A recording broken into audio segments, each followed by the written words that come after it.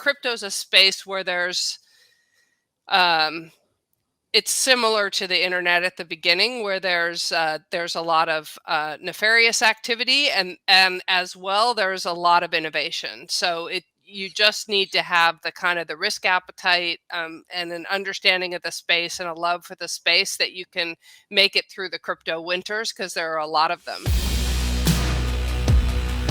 So 2 questions, right? You mentioned a little bit AI and crypto, right? I imagine those are some of the major changes that are happening, right?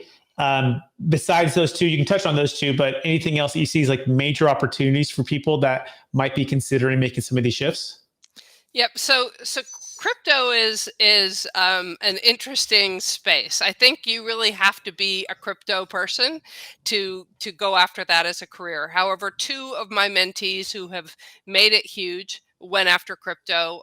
That's Linda Shea, which is spelled XIE. She's the founder, and she runs Scalar Fund, which is a crypto hedge fund. And then Greg Magadini, and he's already had an exit where he sold his company to Amber Data. And so, so crypto is a space. They both made their first fortunes buying Ethereum after the ICO, but which is it's like an IPO, but it's basically a initial coin offering. Anyway, but crypto's a space where it's similar to the internet at the beginning, where there's a lot of nefarious activity, and as well there's a lot of innovation. So you just need to have the kind of the risk appetite, and an understanding of the space and a love for the space that you can make it through the crypto winters, because there are a lot of them. And AI has similar winters. When I look at industries and what to go after next, AI is, I try to get in at the right time. So you want to get in when you see signals, like Greenspan used to say, that the green shoots, you start to see things percolating up again. And so an example of a green shoot would be last December when OpenAI released ChatGPT. You still would have made a fortune on I think more than 100% on Nvidia from then until now, right? But now there's still opportunity in AI, but it's everybody's talking about it, right? So you're kind of at a second stage, or a second inning, or a third inning.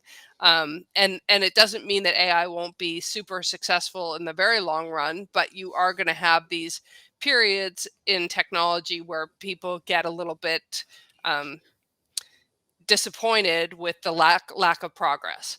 The area that I'm really excited about, where I'm an advisor and an investor, is the identity layer of the internet. And there's a paper coming that I'm actually writing right now, co-writing, that's coming out. We're going to talk about it, which is that ChatGPT and generative AI in general read the internet, and that is full of both personal information, PII, as well as just our own signatures of the things that we tend to do over and over, shows who it is. And there's a bunch of regulations, a bunch of privacy regulations that say, I, as a human being, ought to be able to say, you can't, you got to remove my data. I don't want my data used. But how do you do that with something that read the internet? Because it can't unsee that. And so there's a really interesting technology that this company Journey has, which allows you to get all the benefit of the knowledge without ingesting personal information.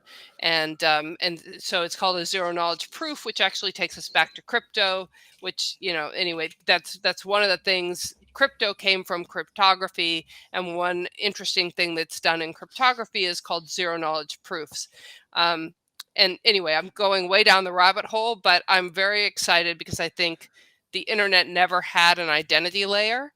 And the more that AI and crypto, but especially AI, propagates our lives, 45% of companies are using ChatGPT, and 70% of their employees are not telling their bosses that they're using it.